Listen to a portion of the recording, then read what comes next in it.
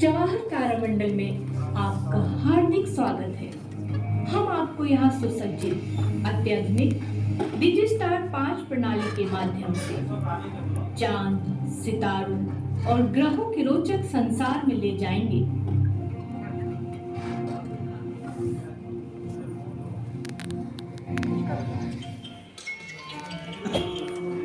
Phone बंद करो यार।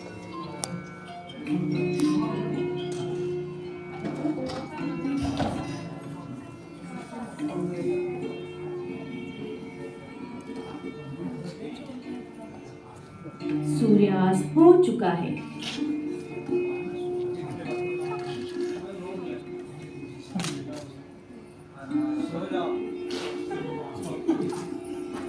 लाइट ना जलाओ। धीरे धीरे अंधेरा बढ़ रहा है।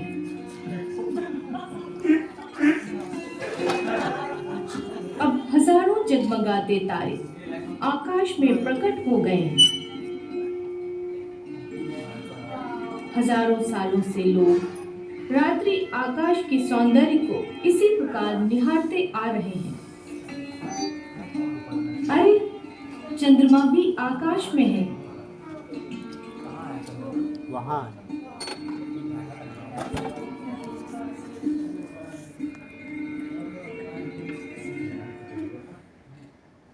इधर देखिए, उन जगमगाते तारों को यदि हम मिलाएं तो एक चक्र या वृत्त का आकार बनता है।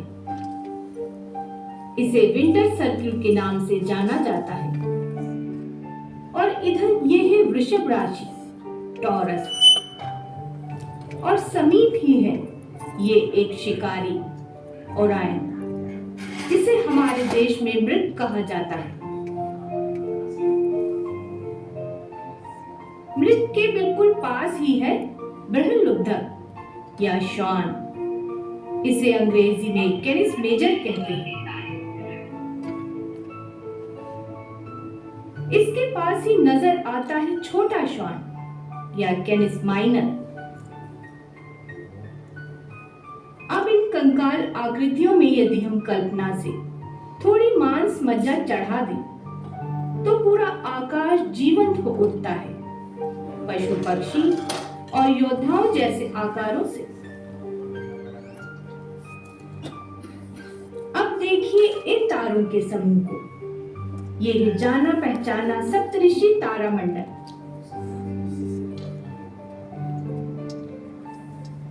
सप्तऋषि के इन दो तारों को जोड़कर यदि उसी रेखा पर आगे बढ़ें तो हमें मिलता है उत्तर दिशा का देवता, ध्रुव तारा या पोल स्टार। 5 अंश या डिग्री में विभाजित इस याम्योत्तर रेखा या मेरिडियन की मदद से हम जान सकते हैं कि ध्रुव तारा हमारे यहाँ लगभग 25 अंश की ऊंचाई पर है। आइए अब हम चीन के शहर शंघाई चलें और देखें कि ध्रुव तारा वहां पर कितनी ऊंचाई पर है।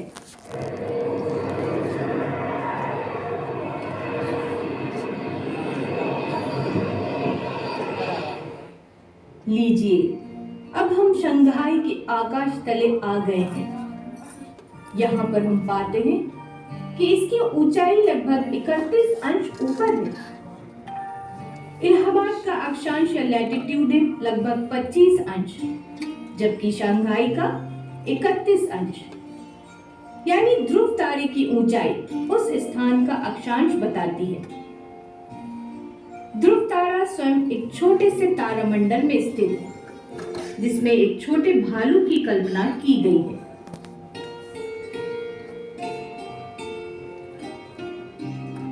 सप्तऋषि के पूंछ के इन 3 तारों को जोड़कर उसी गोलाई में आगे बढ़ें तो हमें मिलता है ये चमकदार तारा, स्वाति या ऑक्टरस, जो बूटिस या भूतक तारामंडल में मौजूद है।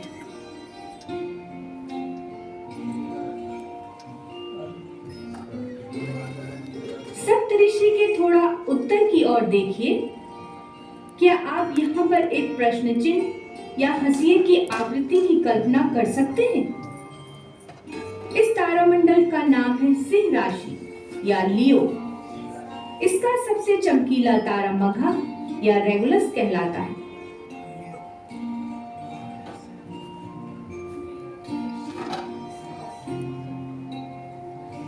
दक्षिण दिशा की ओर क्षितिज के समीप एक अन्य आकर्षक तारामंडल उपस्थित है। ये है वृश्चिक या स्कॉर्पियस। रक्तिम आभा वाला ये चमकीला तारा सहज ही ध्यान आकर्षित कर रहा है। ये है ज्येष्ठा या एंटेरिस। भारतीय पंचांग के ज्येष्ठ मास का नाम इसी नक्षत्र से मिला है। अब जरा इन तारों को देखिए। क्या आप इन तारों में किसी जानी पहचानी आकृति की कल्पना कर सकते हैं? बिल्कुल चाय की केतली लगती है ना? परंतु हमारे पूर्वजों की कल्पना में ये है एक धनुर्धर, जिसे धनुराशि या सेजिटेरियस कहते हैं। यहाँ ऐसा प्रतीत होता है मानो बिच्छू की मुड़ी हुई खतरनाक पूंछ पर इस केतली से दिव्य पदार्थ प्रवाहित हो रहा हो। वृश्चिक के निकट ही आप यहाँ एक बादलनुमा पट्टी तो अवश्य ही देख रहे होंगे। ये बादल नहीं है, बल्कि इस क्षेत्र में लाखों प्रकाश बिंदु समाये हुए हैं, जिसे आकाश गंगा या मिल्की वे कहते हैं। इस पट्टी के और अन्य दिशाओं में दिखाई दे रहे हजारों तारे सभी तारों के एक विशाल नगर का हिस्सा है, जिसे मंदाकिनी या गैलेक्सी कहते हैं।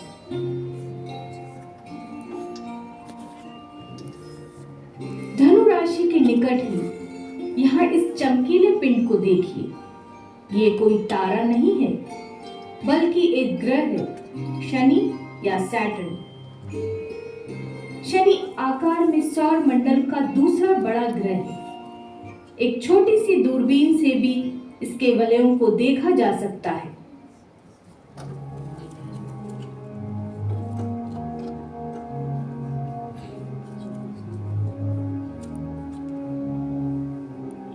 वॉयेजर अंतरिक्ष अभियान ने ही पता लगाया था कि ये वलय बर्फ के टुकड़ों और छोटे छोटे कंकड़ पत्थरों और धूल के बने हैं।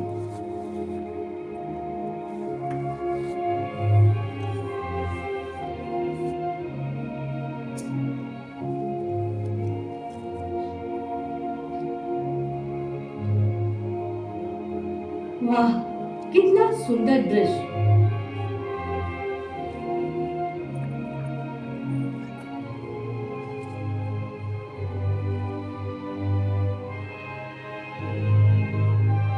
शनि भी अन्य 7 ग्रहों की तरह सूर्य की परिक्रमा करता है।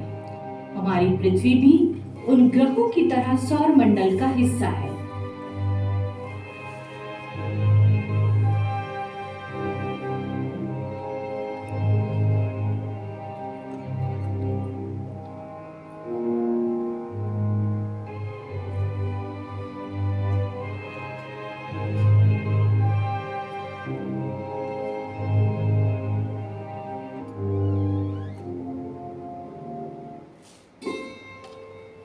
हम आशा करते हैं आप अपने व्यस्त जीवन से थोड़ा समय निकालेंगे और ऊपर आकाश में नजर डालकर उनमें से कुछ को पहचानने का प्रयास अवश्य करेंगे, जिन आकृतियों से आज हमने परिचय प्राप्त किया है। तारों से दोस्ती कराने के बाद अब हम अपने डिजिस्टार प्रणाली के माध्यम से दूर अंतरिक्ष की सैर के लिए चलते हैं। तो दिल थाम के बैठिए और आनंद लीजिए इस रोमांचकारी यात्रा का।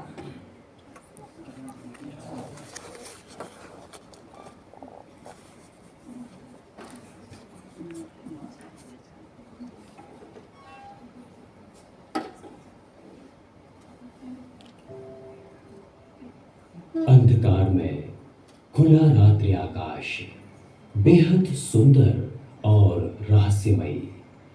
प्राचीन मिथक अलाव कहानियां मानव के लिए हमेशा से ही जिज्ञासा एवं कौतूहल का विषय रहा है।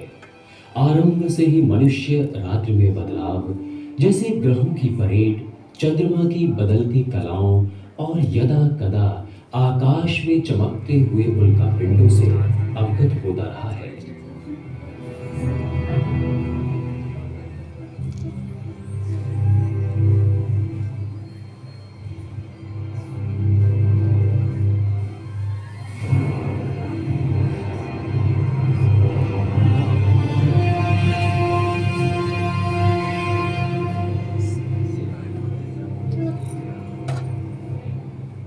आकाश के लंबे निरीक्षण से कई संगठित आकृतियों का खुलासा हुआ,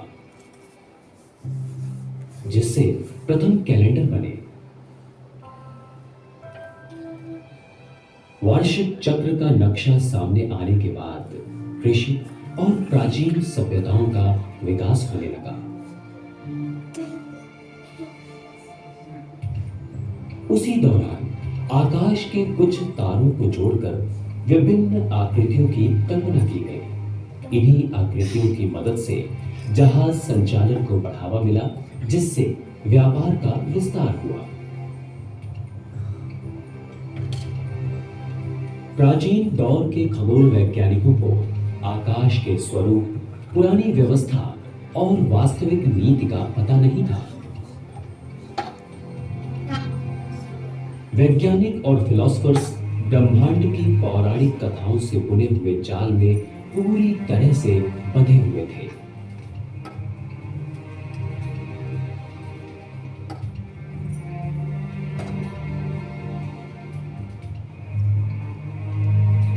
प्राचीन ग्रीक के वैज्ञानिकों के बौद्धिक दृष्टिकोण ने यह कदम उठाया कि खगोल विज्ञान को आकाशीय मिथक से अलग किया जाए।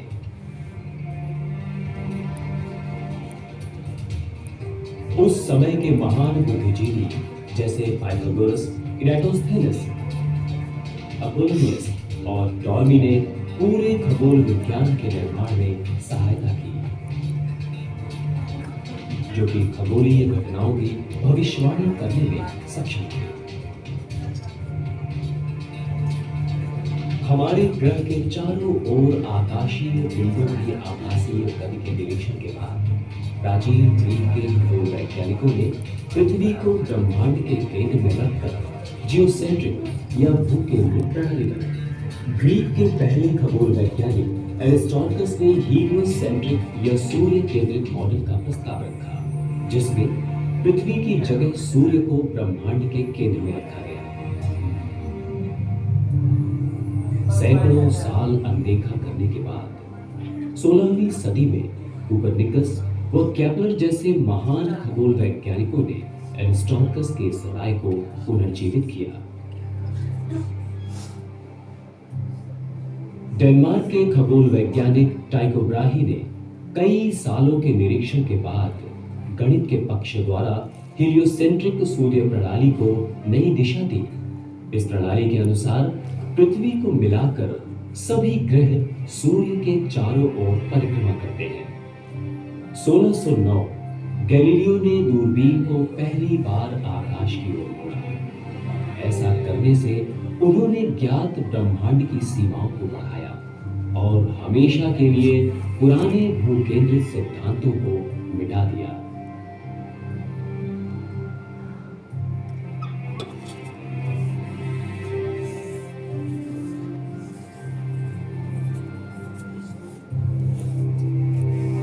दूरबीन एक ऐसा यंत्र है जो कि प्रकाश को इकट्ठा करके दूर और धुंधले आकाशीय पिंडों की तस्वीरों को दिखाता है। जितना गहरा व जितना दूर का दृश्य देखना है वो निर्भर करता है ज्यादा इकट्ठा किए गए प्रकाश पर, और वो तभी संभव है जब लेंस या मिरर बड़ा हो।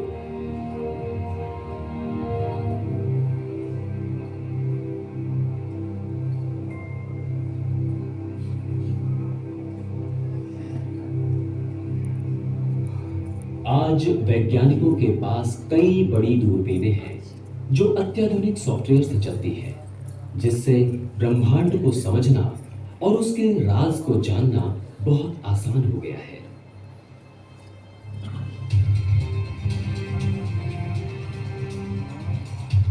इन दूरबीनों का व्यास 8 से 10 मीटर तक का होता है।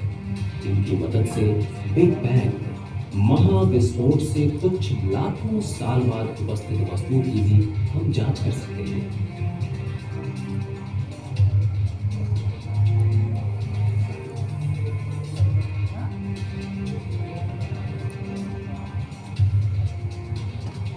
अच्छे परिणामों के लिए इन विशाल दूरबीनों को कई बार दूर पहाड़ों पर वायुमंडल के कवच से ऊपर लगाया जाता है, जिससे शहर की रोशनी के प्रदूषण से बचा जा सके।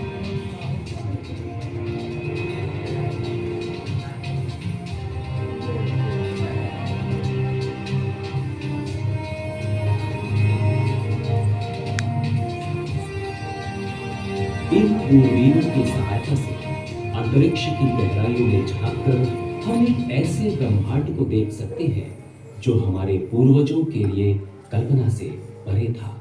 एक ऐसा सक्रिय प्रचंड ब्रह्मांड जहां तारों के जन्म व मृत्यु के खेल के पैमाने हमें विनम्र कर देते हैं।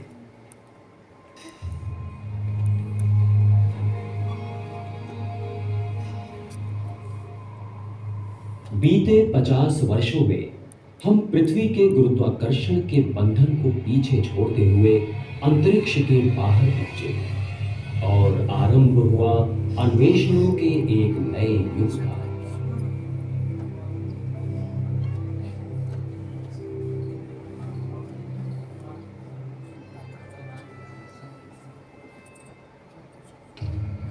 धन्यवाद उन अंतरिक्ष कार्यक्रमों का जिनकी वजह से हमने अपने ग्रह पृथ्वी को एक बाहरी दृष्टिकोण से देखा।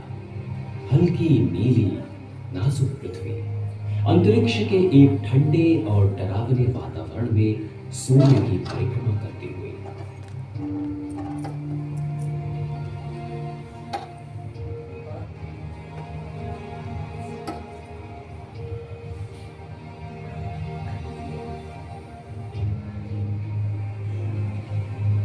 स्पेस टेक्नोलॉजी या अंतरिक्ष प्रौद्योगिकी ने तौर तरीकों की दुनिया को देखने का नजरिया ही बदल दिया। जो दुनिया केवल मानचित्रों तक ही सीमित थी, अब वो इस विशाल अंतरिक्ष में एक छोटी व असाधारण वस्तु बनकर रह गई।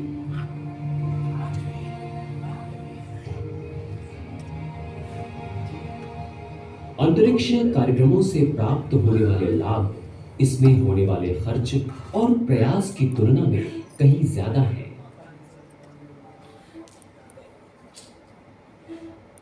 अंतरिक्ष की खोज ने तकनीकी या टेक्नोलॉजी को बढ़ावा दिया, जिसकी वजह से हमने दूरबीन को भी पृथ्वी के वायुमंडल के ऊपर लगा दिया है।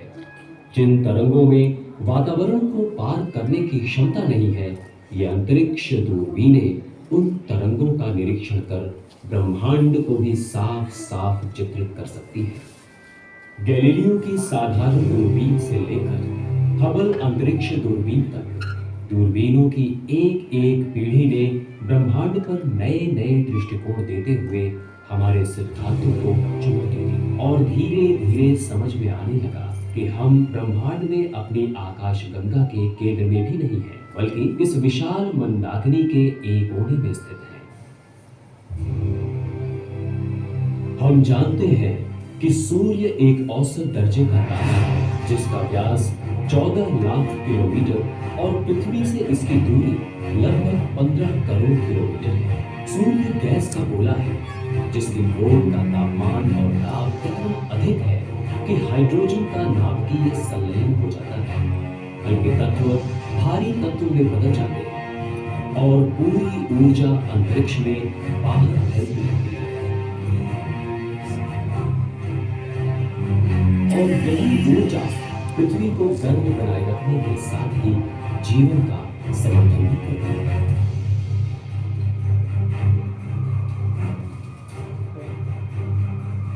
समय समय पर सूर्य की सतह पर शक्तिशाली स्थानीय चुंबकीय क्षेत्र बनने के कारण सनस्पॉट्स बन जाते हैं और ऊर्जा इकट्ठा हो जाती है।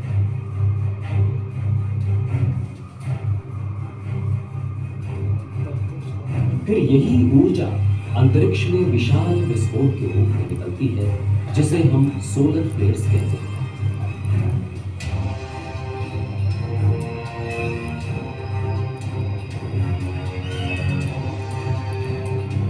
इन फ्लेयर्स के फटने के साथ ही उच्च ऊर्जा वाले आयोजित कण भी अंतरिक्ष में बाहर आ जाते हैं, जो कभी कभी पृथ्वी पर पहुंचकर दूर संचार को हानि पहुंचाते हैं। लेकिन इसके साथ साथ अति सुंदर उत्तर और दक्षिण ध्रुवीय ज्योति भी उत्पन्न करते हैं। अभी तो सूर्य स्थिर अवस्था में शायद 5 अरब साल तक ऊर्जा का वितरण कर रहा है। लेकिन जब इसके क्रोध से ईंधन समाप्त हो जाएगा, तब सूर्य धीरे धीरे ठंडा होकर एक लाल दैत्य तारा बनेगा, जो इतना विशाल होगा कि बुध, शुक्र और पृथ्वी को भी निगल लेगा। बुध या मरकरी सूर्य के सबसे निकट का ग्रह है। जीवन विहीन दुनिया। इसकी सतह पर गड्ढे ही गड्ढे हैं, जो हजारों उल्का पिंडों और धूमकेतुओं के टकराने से बने हैं।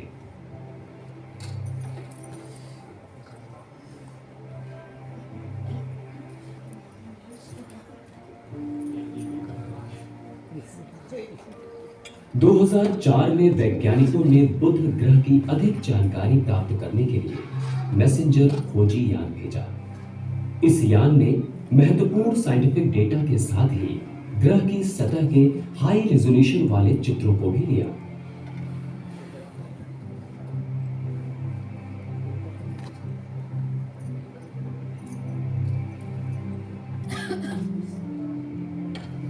शुक्र या वेनस आकार में पृथ्वी से थोड़ा छोटा, परंतु मूल रूप से अलग, कार्बन डाइऑक्साइड व सल्फ्यूरिक एसिड युक्त बादलों से घिरा हुआ है।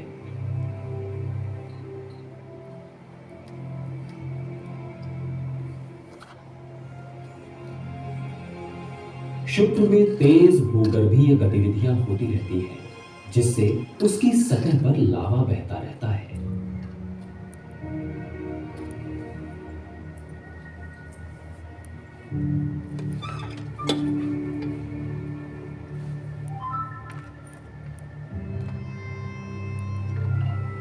सौर मंडल का तीसरा ग्रह है हमारी पृथ्वी। यहाँ पानी के महासागर और ऑक्सीजन से भरपूर वायुमंडल मौजूद है।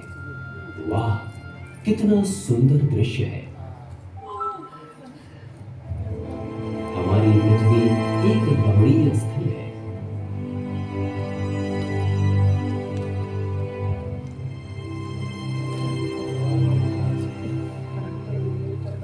पृथ्वी से लगभग 4 गुना छोटा हमारा चंद्रमा एक प्राकृतिक उपग्रह है, जहां पर कोई वायुमंडल नहीं है।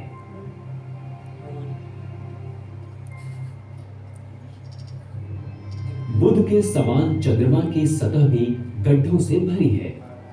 इन गड्ढों का निर्माण सौर परिवार की आरंभिक अवस्थाओं में कई टकराहटों से हुआ है।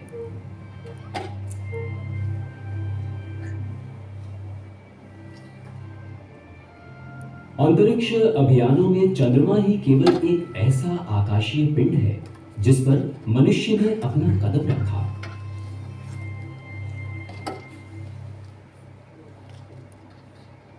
यह है मंगल, सौर परिवार का चौथा ग्रह। जब यह पृथ्वी के निकट होता है तो इसकी दूरी लगभग 7 करोड़ किलोमीटर होती है। 40 वर्षों से वैज्ञानिक योजनाबद्ध तरीकों से मंगल की जानकारियां प्राप्त कर रहे हैं। अब तक तो बहुत से राज भी हम जान चुके हैं। इसकी सतह पर असंख्य गड्ढे, विशाल लुप्त हुए ज्वालामुखी और गहरी घाटियां दिखाई देती हैं।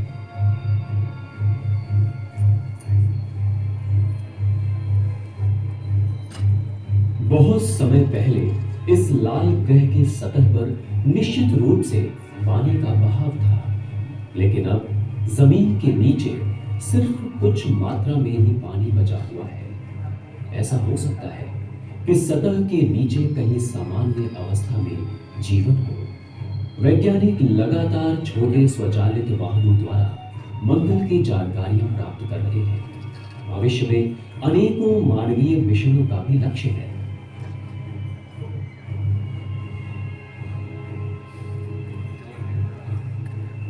और ये देखिए, सौर परिवार का सबसे बड़ा ग्रह बृहस्पति, इसमें लगभग 1300 पृथ्वियां समा सकती हैं। वायुमंडल सघन और बहुत गतिशील है, जो मूल रूप से हाइड्रोजन और हीलियम गैसों का बना है।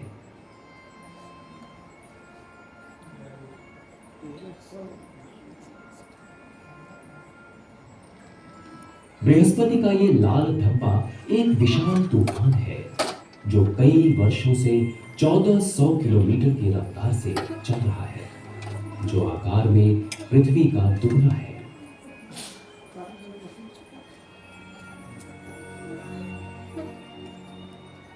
बृहस्पति के कई उपग्रह हैं, जिसमें से 2 बहुत खास हैं।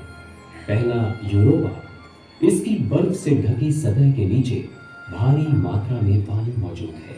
दूसरा है आईओ, जिसमें बहुत अधिक ज्वालामुखी हैं, उनसे लगातार लावा बाहर निकलता रहता है।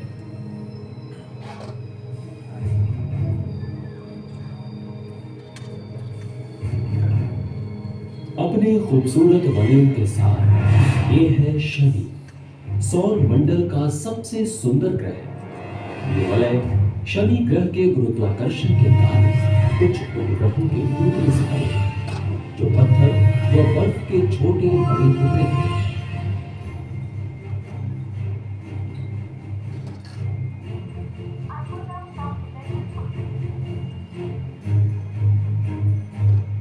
शनि का चंद्रमा टाइटन एक दिलचस्प दुनिया है।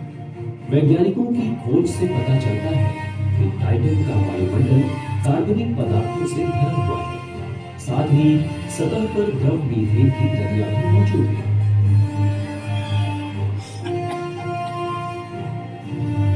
अगला ग्रह है यूरेनस। इसके भी वलय है, लेकिन कुछ कम आकर्षक।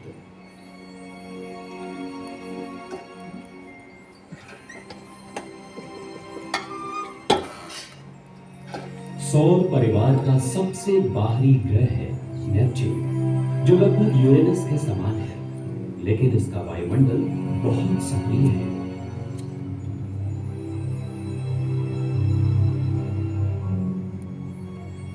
नेपच्यून से दूर का क्षेत्र पौने ग्रहों प्लूटो, इरिस, मेघमेघ, हाउडा से लेकर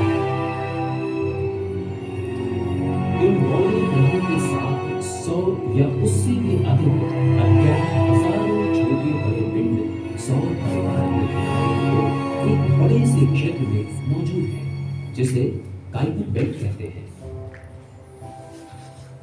इसके अलावा मंगल और बृहस्पति के बीच है लघु ग्रह पट्टी, जो हजारों विभिन्न आकार वाले पत्थरों से मिलकर बनी है।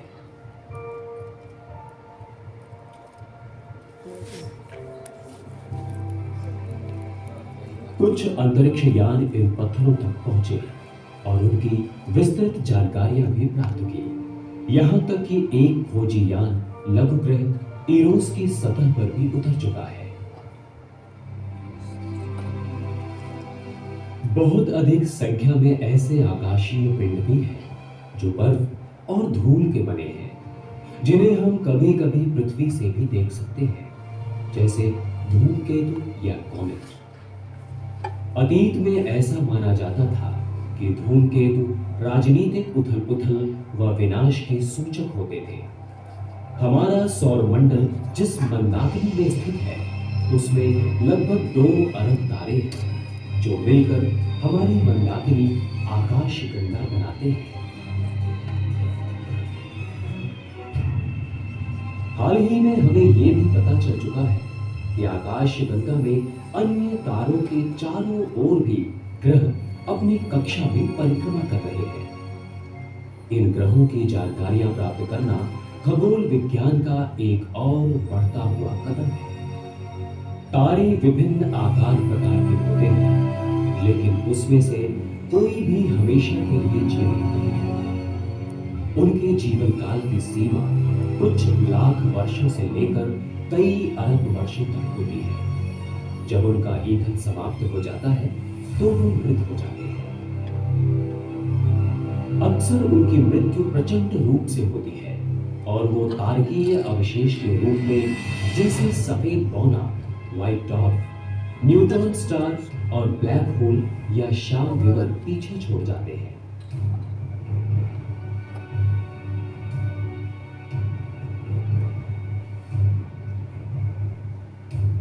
तारे आमतौर पर समूह में बनते हैं, जिन्हें तारकीय पुंज या स्टार क्लस्टर्स कहा जाता है। इनको दो श्रेणियों में बांटा गया है, ग्लोबुलर और ओपन क्लस्टर।